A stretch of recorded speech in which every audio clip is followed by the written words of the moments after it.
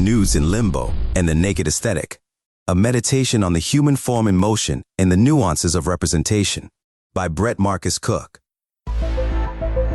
Directed by Bruce Seth Green, Nudes in Limbo has no story, setting, or dialogue to speak of. The entire thing is 53 minutes of models, athletes, and dancers, nude or nearly nude, tastefully posing, exercising, dancing, or performing other physical feats, often in slow motion.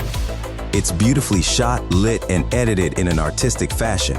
Shots often feature light moving across the planes of the body, occasionally resembling abstract landscapes.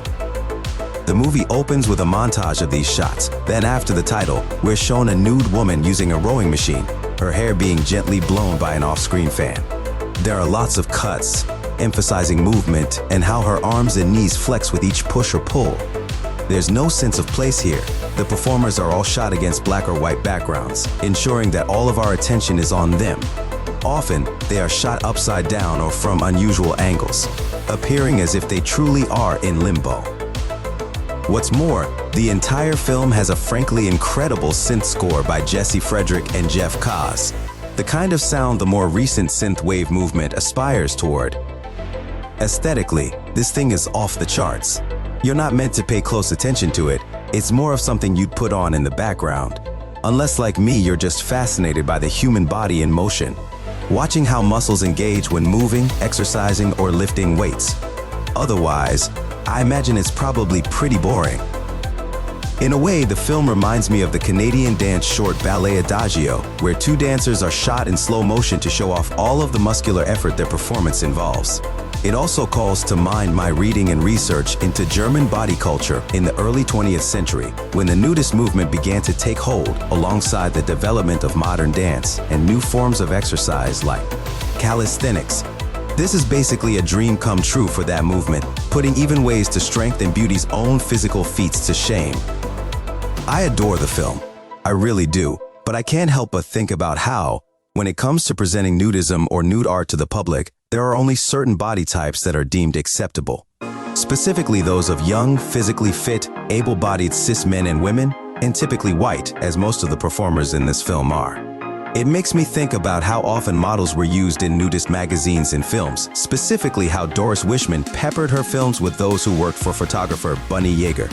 It's really more of a symptom of a problem with our society in general, one with a long history that has only marginally improved over the years, but it still feels very pointed here.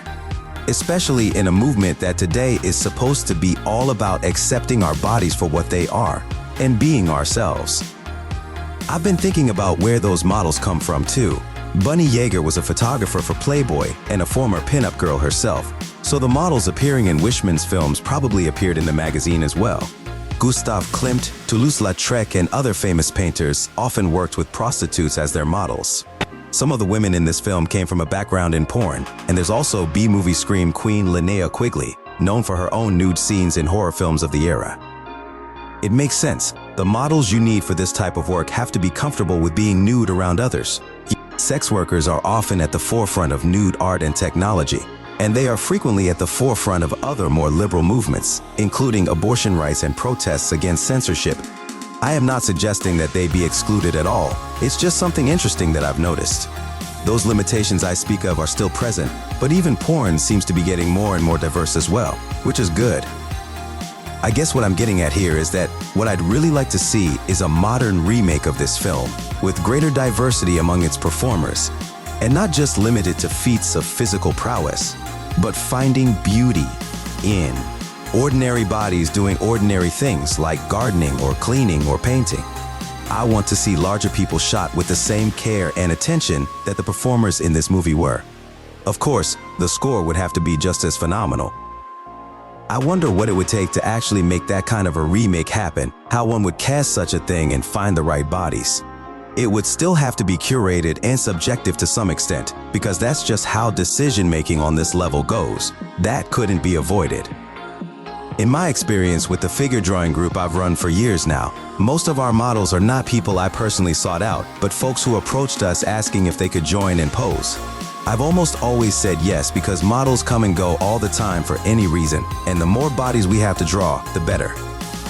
While I think we have a good range of body types in our little group, it does still skew white, with most of the models being those whose gender was assigned female at birth. And lately, more and more members have been circus performers and dancers, as well as artists in their own right, due to those being my primary social circles at this point in my life.